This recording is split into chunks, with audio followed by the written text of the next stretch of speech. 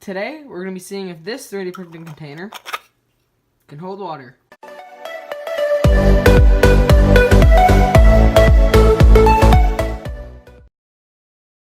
Okay, so I got the container here, and I also got the lid, and this container printed awesome. So I bring it up, oh.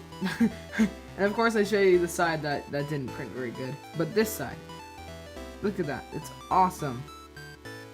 So I printed this in MatterHackers Pro PLA. Looks awesome. Yeah, so there's always one side on my prints that look like that, with where the nozzle jumps up a layer. I don't know why that happens, but that looks great.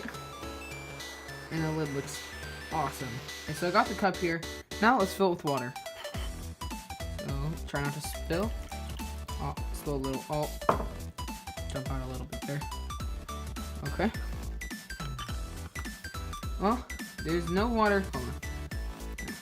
There's no water leaking out of the layers. That's awesome. But if we turn it upside down, I already tried this. What? I just tried it and water went everywhere. Oh yeah, see.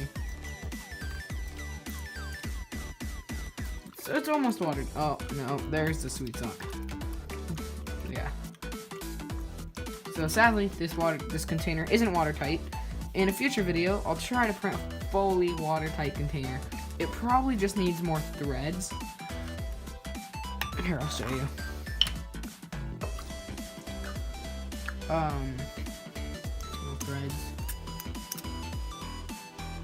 Yeah, because it's only not very long. Longer threads. I will try to find the link to Thingiverse with this. If I don't, I'm sorry. I was trying to find it earlier today and I couldn't find it, but I'll hopefully put that down in the description below. But thank you guys for watching. Please subscribe, and I will see you next time. Bye.